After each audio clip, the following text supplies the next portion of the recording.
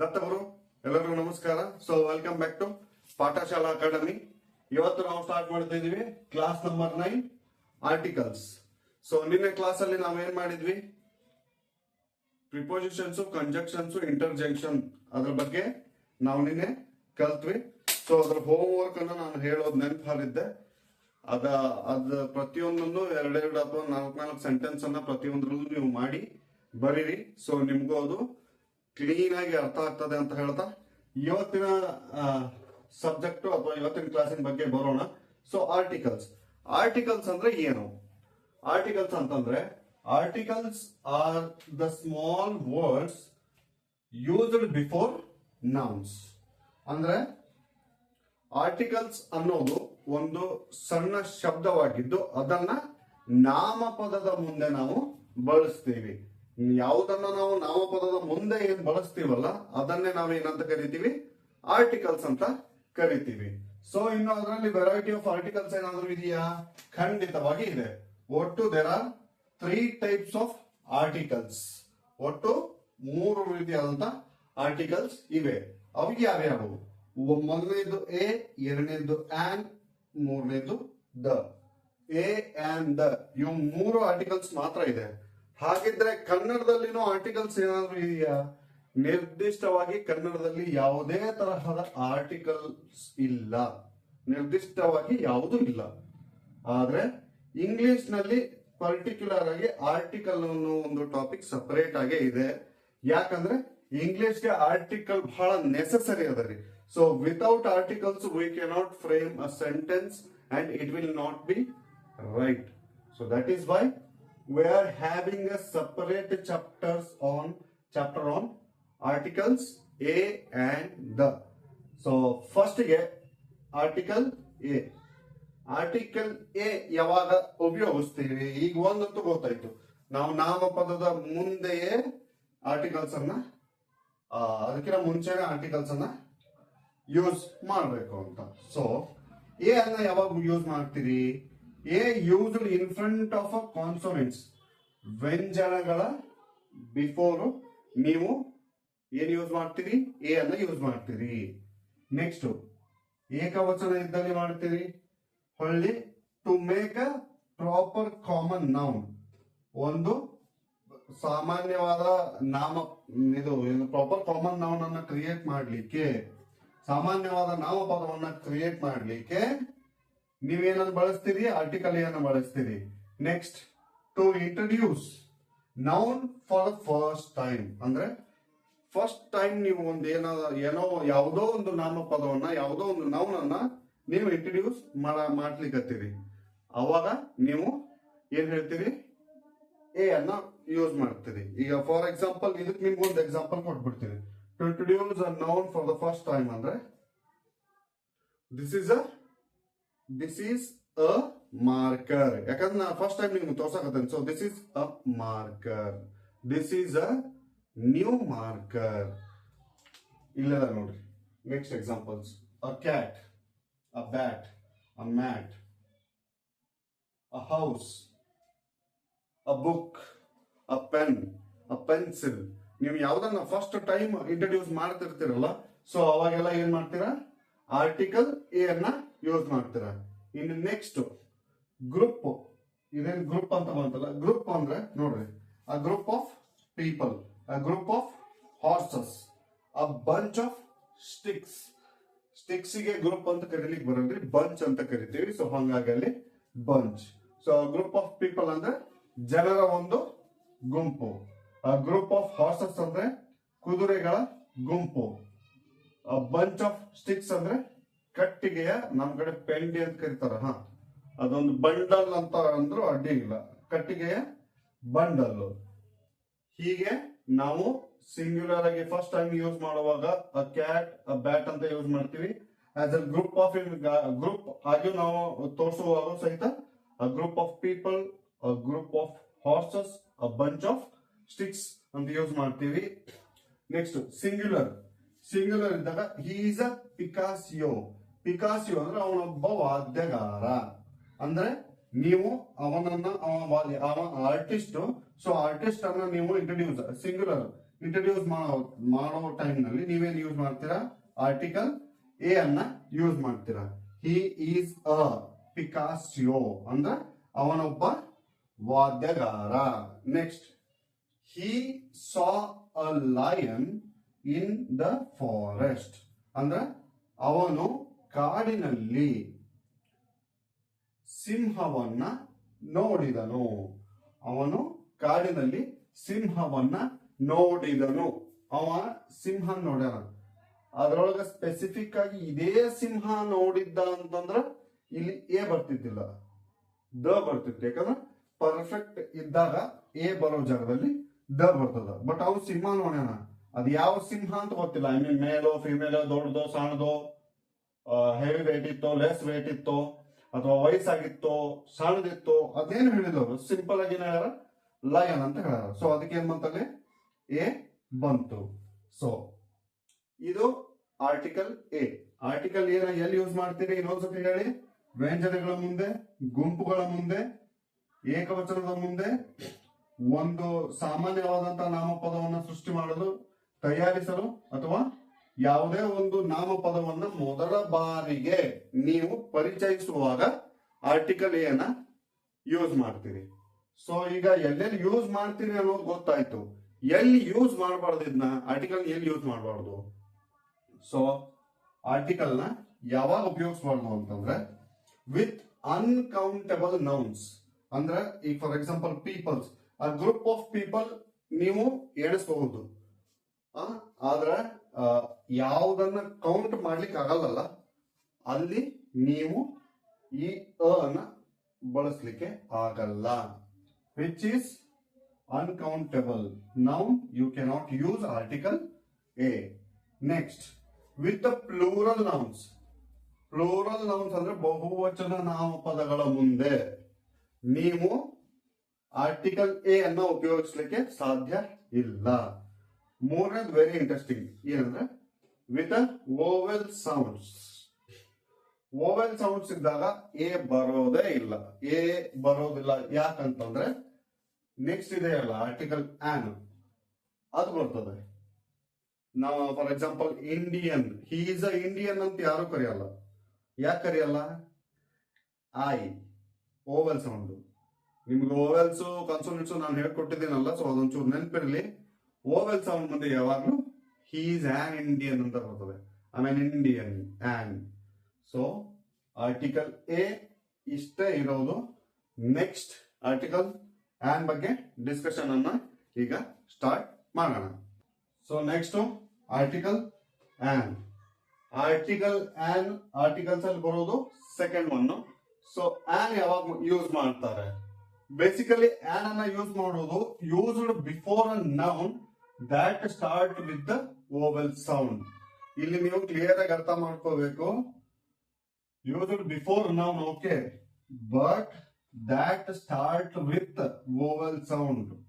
ಯಾವುದು ಸ್ವರಗಳ ಶಬ್ದ ಉಂಟು ಮಾಡ್ತಾವಲ್ಲ ನೌನ್ಸ್, ಅದರ ಮುಂದಗಡೆ ಮಾತ್ರ ಬರ್ತದೆ. ಯಾವುದು ಸ್ವರಗಳ ಶಬ್ದಗಳನ್ನ ಉಂಟು ಮಾಡೋದಿಲ್ವೋ ಅದರ ಎದುರಿಗೆ ಆನ್ ಬರೋದಿಲ್ಲ. ಇದರದ್ದು ಇರೋದು ಇದೊಂದೇ ರೂಲು.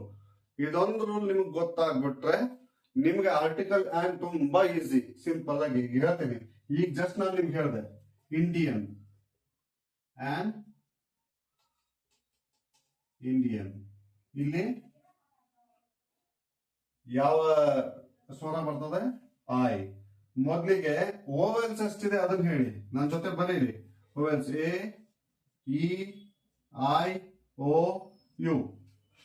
ಈ 5ರ ಮುಂದೆ, ಐ ಮೀನ್ ಇದರ ಸ್ಪೆಲ್ ಎಲ್ಲಿ ಬರ್ತದಲ್ಲ, ಇದ್ರ ಮುಂದೆ ಮಾತ್ರ ಆನ್ ಬರ್ತದೆ. ಮಿಕ್ಕಲ್ಲೆಲ್ಲೂ ಆನ್ ಯೂಸ್ ಆಗೋದೇ ಇಲ್ಲ. For example, an apple, an honest man, and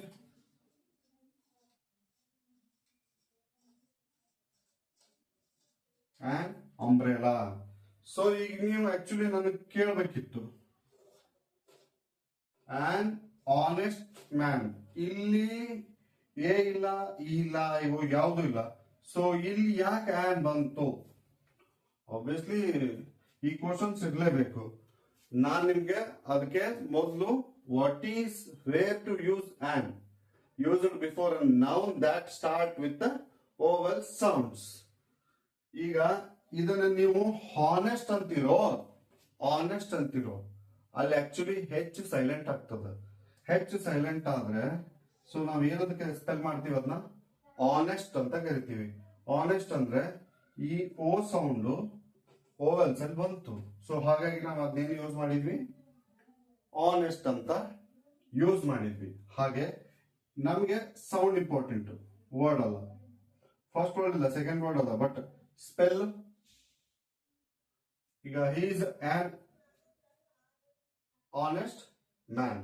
so honest ಅಂತ ಹೇಳಿ ಮತ್ತು ಇಲ್ಲಿ ಓವೆಲ್ ಅಂತ ಬಂದಿದ್ರಿಂದ ನಾವ್ ಏನ್ ಮಾಡಿದ್ವಿ, ಆನ್ ಅನ್ನ ಯೂಸ್ ಮಾಡಿದ್ವಿ. ಸೊ ಈಗ ಇದನ್ನ ನೋಡಿದ್ವಿ. ಈಗ ನೆಕ್ಸ್ಟ್ ಓವೆಲ್ಸ್ ಸ್ಟಾರ್ಟ್ ಮಾಡಿದ್ರು ನಾವ್ ಎಲ್ಲಿ ಆನ್ ಅನ್ನ ಯೂಸ್ ಮಾಡ್ಲಿಕ್ಕೆ ಬರಲ್ಲ ಅನ್ನೋದು ಒಂದೆರಡು ಎಕ್ಸಾಂಪಲ್ಸ್ ಅನ್ನ ನೋಡೋಣ.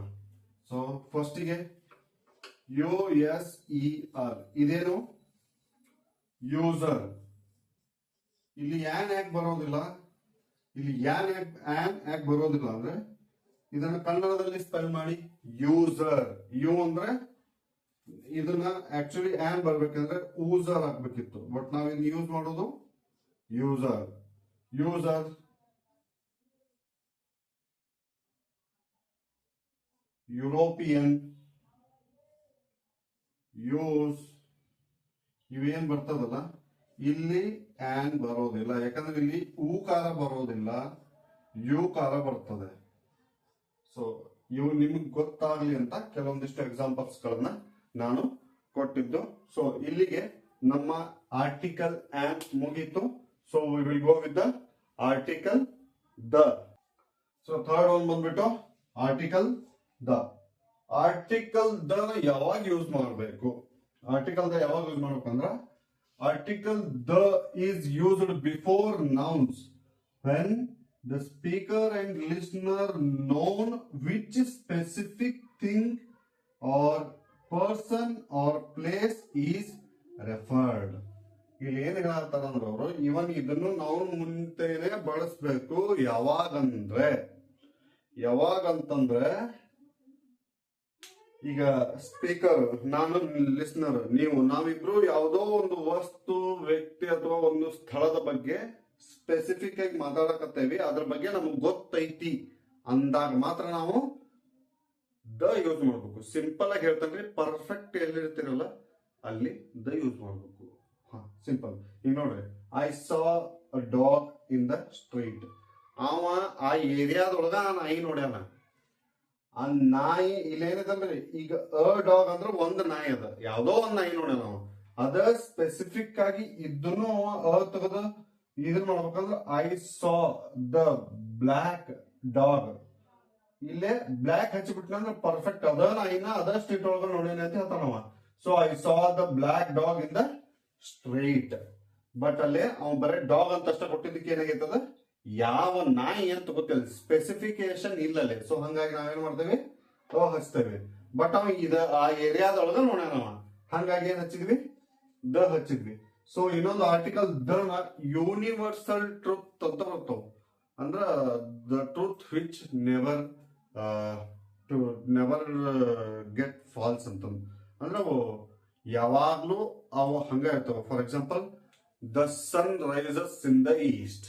ಸೂರ್ಯ ಪೂರ್ವಕ್ಕೆ ಉದಯಿಸುತ್ತಾನೆ. ಪಶ್ಚಿಮಕ್ಕೆ ಯಾವಾಗಾದ್ರೂ ಉದಯಿಸ್ತಾನೇನೋ ಇಲ್ಲ, ಹೌದಲ್ಲ. ಹೊಳೆ the sun, the moon, perfect ಆಗಿ ಯಾವ ಇರ್ತಾವಲ್ಲ, ದ ಅರ್ತ್. ಹೊಳ್ಳಿ ದ ಬ್ಲಡ್ ಇಸ್ ರೆಡ್, ರಕ್ತವು ಕೆಂಪಾಗಿರುತ್ತದೆ. ರಕ್ತ ಎಲ್ಲ ಹಸಿರು, ಹಳದಿ, ನೀಲಿ, ಕೆಂಪು ಅಂದ್ಬಿಟ್ಟು ಎಲ್ಲಾ ಕಲರು ಇರುವುದಿಲ್ಲ. ಹಂಗಾಗಿ ಅದು ಯೂನಿವರ್ಸಲ್ ಟ್ರೂತ್. ಹಿಂಗಾಗಿ ನಾವು ಅಲ್ಲಿ ಏನ್ ಮಾಡ್ತೇವೆ, ಆರ್ಟಿಕಲ್ ದ ಅಂದ್ರೆ ಪರ್ಫೆಕ್ಟೇಶನ್ ಅಂತ ಕರೀತಾರೆ. ಇದು ಪರ್ಫೆಕ್ಟ್ ಇದ್ದಲ್ಲಿ ಮಾತ್ರ ಬರ್ತದೆ. ಹಂಗಾಗಿ ಆರ್ಟಿಕಲ್ ದ ಯೂಸ್ ಮಾಡ್ತೇವೆ. ಸೊ ನೆಕ್ಸ್ಟ್ ನೋಡ್ರಿ, we went to see the Ram mandir. ಈಗಿಲ್ಲೇ ಬರೇ ಮಂದಿರ ಅಂತ ಅಷ್ಟೇ ಇತ್ತಂತ ಇಟ್ಕೋರಿ, ಅವಾಗ we went to see a ಮಂದಿರ್.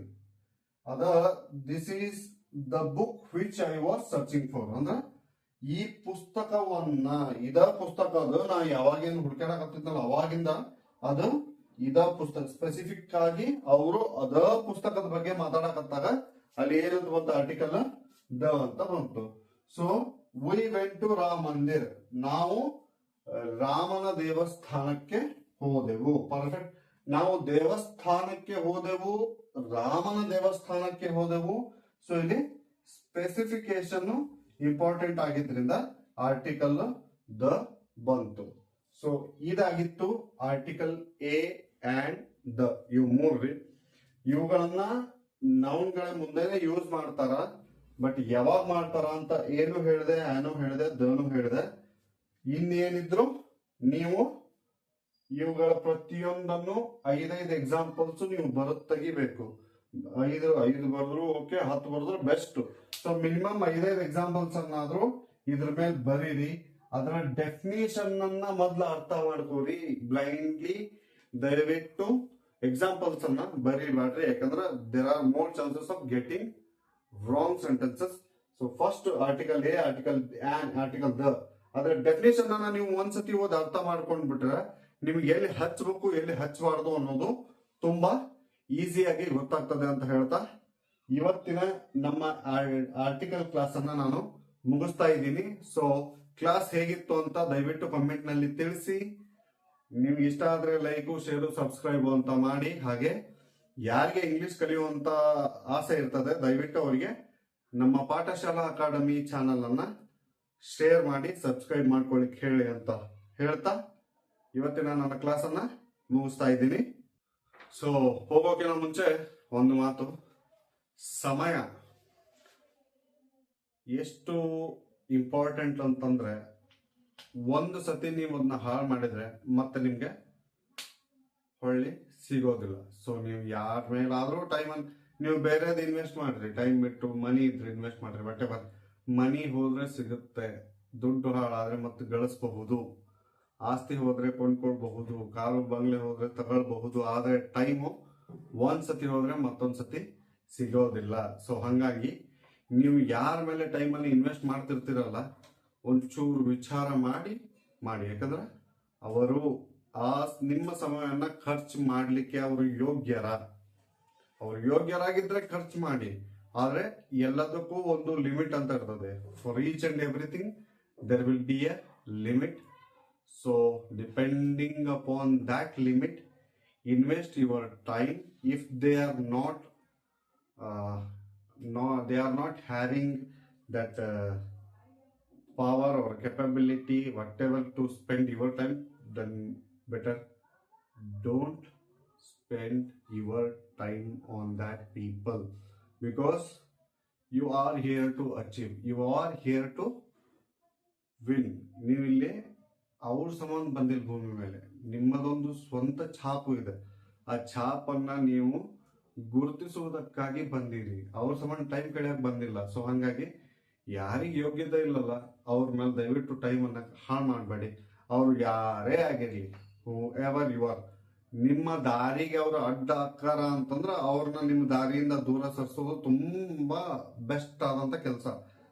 ಒಮ್ಮೊಮ್ಮೆ ಮನ್ಸಿಗೆ ನೋವಾಗ್ತದೆ, ತುಂಬಾ ಹತ್ತಿರದವ್ರು ಹೋದಾಗ ಮಾನಸಿಕ ಆಗ್ರಿ, ಅದು ಸಮಸ್ಯೆ ಅಲ್ಲ. ಒಂದ್ ದಿವ್ಸ ಮಾನಸಿಕ ಹಾಕಿರಿ, 2 ದಿವ್ಸ ಮಾನಸಿಕ ಹಾಕಿರಿ, ಅದಾದ್ಮೇಲೆ ನೀವು ಸ್ಟ್ರಾಂಗ್ ಆಗ್ತಿರಲ್ಲ, ಅದಾದ್ಮೇಲೆ ನಿಮ್ ಗೋಲ್ ಕಡೆ ನೀವು ಗಮನ ಕೊಡ್ತೀರಿ. ಸೊ ಹಂಗಾಗಿ ಬೇಡದ ಏನಿದು ಸಂಬಂಧಗಳು ಅಥವಾ ರಿಲೇಷನ್ಸ್ ಅನ್ನ ಯಾವ್ದನ್ನು ಇಟ್ಕೋಬೇಡ್ರಿ. ಒಂದ್ ಸತಿ ನೀವು ಗೋಲ್ ಅನ್ನ ಅಚೀವ್ ಮಾಡಿದ್ಮೇಲೆ ನಿಮ್ಗೆ ಯಾವ ಸಂಬಂಧ ಈಗ ಬ್ಯಾಡ ಅಂತ ಹೇಳಿ ಹೋಗಿರ್ತತಲ್ಲ, ಆ ಸಂಬಂಧ ಹುಡ್ಕೊಂಡ್ಬಿಡ್ತತಿ. ಇಲ್ಲೇ ನಾನು ರಾಜ ಬಂಗಾರ ಅಂತಂದ ಅಲ್ಲಿವರೆಗೂ ನೀವು ಅಚೀವ್ ಮಾಡೋದನ್ನ ಬಿಡಬಾರ್ದು. ಅಷ್ಟ ಕಷ್ಟಗಳು ಯೂಶಲಿ ಬರತ್ತವ, ಬಟ್ ಪ್ರಯತ್ನ ಕಾನ್ಫಿಡೆಂಟ್ ಇವೆರಡನ್ನ ಯಾವಾಗ್ಲೂ ನಿಮ್ ಜೊತೆ ಇಟ್ಕೋರಿ ಅಂತ ಹೇಳ್ತಾ ಇವತ್ತಿನ ನನ್ನ ಕ್ಲಾಸ್ ಅನ್ನ ಮುಗಿಸ್ತಾ ಇದ್ದೀನಿ. ಸೊ ದತ್ತಗುರು ಎಲ್ಲರಿಗೂ ನಮಸ್ತೆ.